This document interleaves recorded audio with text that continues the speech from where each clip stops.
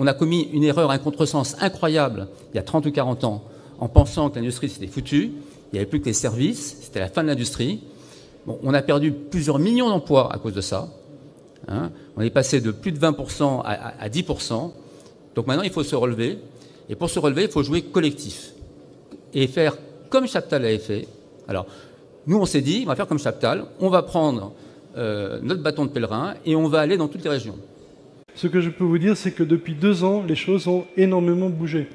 Et les entreprises aujourd'hui comprennent que leur compétitivité, pour la majorité d'entre elles, sera écologique ou ne sera pas.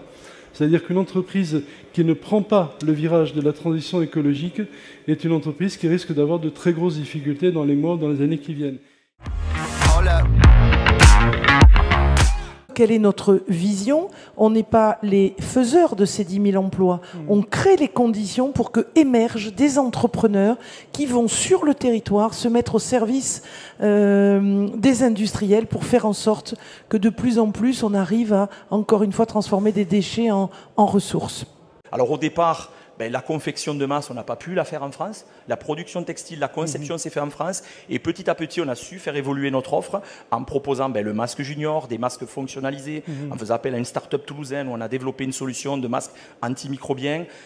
Et là toute la chaîne de valeur était en France. On s'appuie beaucoup sur une histoire. Et effectivement, la Caisse des dépôts est une vieille maison. La SEUN aussi. On n'oublie pas notre histoire parce que c'est ce qui nous permet. Et il y a une grande histoire du textile en France, dans quelques régions en France.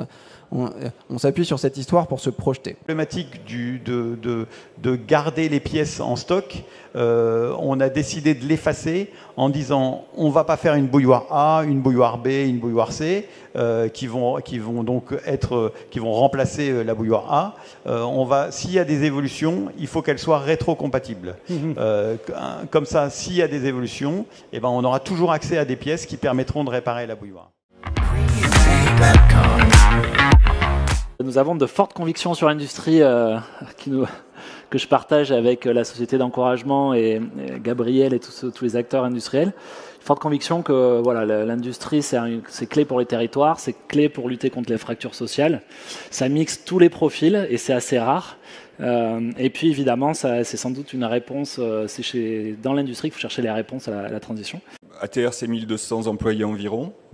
Il y a 3000 emplois qui sont générés au niveau de la région et 7000 qui sont situés pour l'essentiel en Europe, qui travaillent sur notre programme. Donc on a une vraie responsabilité de ce point de vue-là.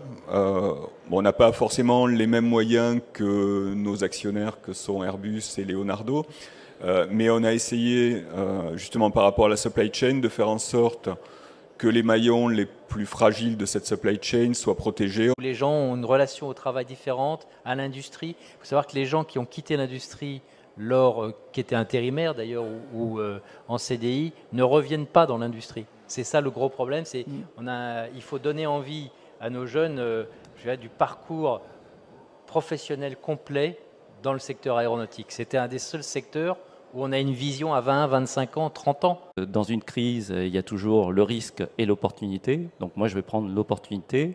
On a l'opportunité de créer en France et en Europe en général un mécanisme, on va dire, d'agrégation de la donnée, c'est-à-dire comment vous, moi, je vais assembler de la donnée pour créer une valeur qui va me permettre d'avoir une taille critique dans de l'analyse et qui donc derrière va me permettre d'avoir des produits pertinents. Un groupe comme Safran, on met à peu près 1,2 milliard, 1,3 milliard par an dans notre RTDI. 75% est sur ces nouveaux moteurs, ces nouvelles opportunités environnementales, des avions plus légers, des impressions 3D de trains d'atterrissage, des sièges beaucoup plus légers. On a des collaborateurs sur lesquels on a beaucoup de mal à leur donner du sens dans le boulot qu'ils avaient, je dirais, avant Covid. Et aujourd'hui, ils attendent beaucoup plus. Donc tout à l'heure, j'ai bien aimé dans la table précédente, c'est qu'aujourd'hui, c'est le consommateur, mais je dirais même, c'est le collaborateur. Donc aujourd'hui, il faut qu'on arrive à trouver toute cette réorganisation. Fier ici en région Occitanie d'avoir participé sur ces 50 dernières années à devenir finalement le premier, faire en sorte que Airbus, mais pas simplement Airbus, il y a ATR également et tous les autres secteurs industriels, de faire de notre secteur aéronautique un des plus importants au monde. On a envie que pour les 50 prochaines années, l'avion d'hiver, sous différentes formes, notamment au niveau avec tout ce qui tourne autour de l'hydrogène, puisse être construit ici aussi en France.